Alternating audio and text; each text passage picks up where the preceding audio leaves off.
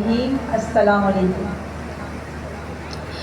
جیسا کہ مسیبہ نے بتایا اور آپ لوگ کو دعوت کامل جو دی گئی اس سے بھی آپ کو پتہ چلا ہوگا کہ ظاہر پاکستان ڈسیبل فاؤنڈیشن ہر سال جس طرح سے جوش و جذبے کے ساتھ سیرت النبی صلی اللہ علیہ وسلم کے حوالے سے کبھی کانفرنس کبھی پروگرام منعقد کرتی ہے، اور اس کا مقصد جیسے مسیبہ نے بتایا کہ ہمارا مقصد یہی ہے کہ نہ صرف ہم یہ کہ معذوروں کی بحالی کے لیے کام کریں، ان کو ڈیلی لائف کے لیے اکوپمنٹ فراہم کریں، پڑھنے لکھنے کا سامان دیں، یا ان کے وظائف وغیرہ کا، یا ان کے کاروبار کے حوالے سے، یا ان کے سماج راشن کے حوالے سے اس قسم کی چیزیں پرووائڈ کریں۔ ہمارا مقصد یہ بھی ہوتا ہے جو کہ مین اسٹریم میں معاشرے کے ساتھ ملا کر اگر ہم مل کر چلنا چاہتے ہیں اور چاہتے ہیں کہ ہمارے ساتھی بھی شانہ بہ شانہ ان کے ساتھ قدم چلیں، تو اس میں ہمارا دل و دماغ بھی مکمل طور پر جو ہے حاضر رہے اور معاشرے کے دیگر طبقوں کو یہ معلوم ہو کہ یہ بھی کسی حوالے سے پیچھے نہیں ہے۔ بالفرض ہم جب دین کی باتیں کرتے ہیں تو ہمیں معلوم ہونی چاہیے کہ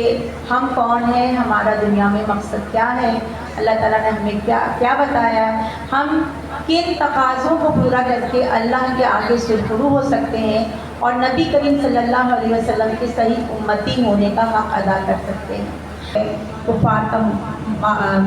حق و باطل کا پہلا مارکا غزوہ بدر جو پیش آیا، اس میں جو ہے کس طرح سے فتح یابی کی، تو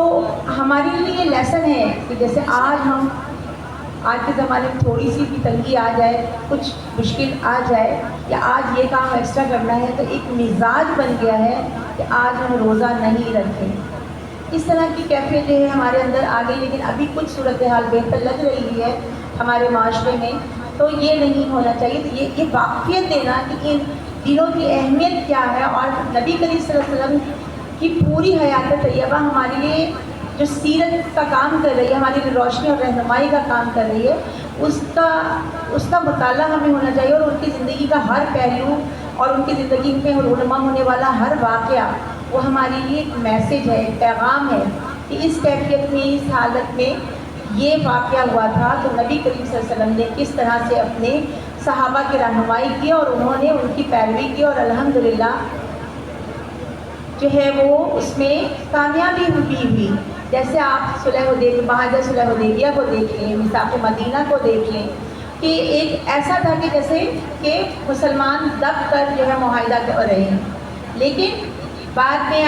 دنیا نے دیکھا کہ اس معاہدے سے کہ جو بظاہر یہ لگ رہا تھا کہ دب کر رہے ہیں، یا کوئی ڈر ہے ان کو، یا اپنے آپ کو کمزور پا رہے ہیں، تو تبھی مسلمانوں نے ایسے معاہدے کیے ہیں، لیکن بعد میں دنیا پر ثابت ہوا گیا، اور خود قرآن میں جو ہے صلح حدیبیہ کو فتح مبین بھی کہا گیا۔ تو ہمیں اپنی زندگی جو ہے اللہ کے احکامات کے مطابق گزارنی ہے، اور نبی کریم صلی اللہ علیہ وسلم نے جو کچھ کہا، قرآن نے حوالہ ہی دیا ہے کہ وہ اپنی مرضی سے کچھ نہیں کہتے، وہ وہی کہتے ہیں جو اللہ کہتے ہیں۔ اس طرح کا مفہوم ایک آیت میں قرآن کے موجود ہے۔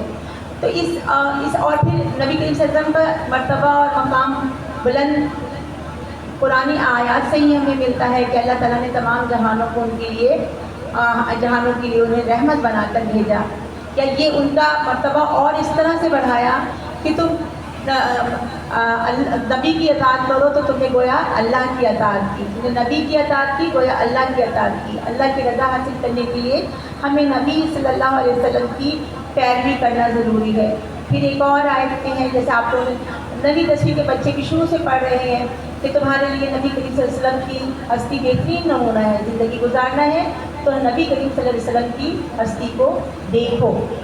اب وہ ہستی کو ہم دیکھیں گے کیسے؟ جب تک ہم مطالعہ ہی نہیں کریں گے، ایسی محافل میں، ایسے جلسوں میں جائیں گے ہی نہیں کہ جہاں ان کا ذکر ہوتا ہے، جہاں ان کی سیرت طیبہ ہمیں بتائی جاتی ہے، ہمارے اچھا دیکھیں، ایسا نہیں کہ ہم نے ایک جلسے میں گئے، ایک نشست میں گئے، بسا اوقات ایسا ہوتا ہے کہ مختلف لوگوں کی سیرت طیبہ وہی ہے پوری، لیکن مختلف حوالوں سے، مختلف کوشوں سے جب مختلف لوگ سمجھاتے ہیں یا بتاتے ہیں ہمیں، تو ہمارے ذہن میں جو گرہیں کھلتی چلی جاتی ہیں، اور ہمیں لگتا ہے کہ ہاں یہ بات بالکل صحیح بتائی ہے انہوں نے، ہم ابھی تک انجان تھے اس سے، ہم نے کیوں نہیں ایسا کیا، اس طرح سے اس معاملے کو کیوں نہیں دیکھا۔ تو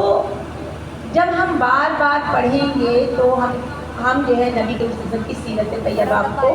اختیار کر سکیں گے. تو ایسی کتابیں پڑھیں, ایسے پروگرامس میں جائیں, اور قرآن کام کی نوعیت ہماری بالکل جیسے 14 اگست کا ہمارا مارکا ہے کانفرنس ہوئی, تو وہ مارکا ہی ہے پاکستان ڈسیبل فاؤنڈیشن کے لیے بھی کہ جن مشکلات سے اور وسائل کی کمی کے باوجود ہم نے کیا سب کچھ, لیکن یقین تھا کہ اللہ تعالیٰ انشاءاللہ ہمیں اس میں جو ہے ان تمام چیزوں کو احسن طریقے سے انجام تک پہنچانے میں مدد کریں گے, اور الحمدللہ وہ ہوا. اور اس کے فوراً بعد اسسٹیو ڈیوائسز کی تقسیم, اور پھر آج یہ ربیع الاول کا سیرت کانفرنس, تو یہ ساری چیزیں اسی وجہ سے ہوئی کہ ہم جو ہے اس کو اس یقین کے ساتھ لے کے چل رہے تھے کہ اللہ تعالیٰ انشاءاللہ ہماری مدد فرمائیں گے. اور اس یقین میں اگر خلوص ہو, آپ کی نیت اچھی ہو, ہماری نیت اچھی ہوگی, تو انشاءاللہ اس میں کامیابی ہوگی. تو میں اور شکیل صاحب ہم لوگ سوچ رہے تھے, تو میں نے شکیل سے کہا اچھا یہ بات بھی ہماری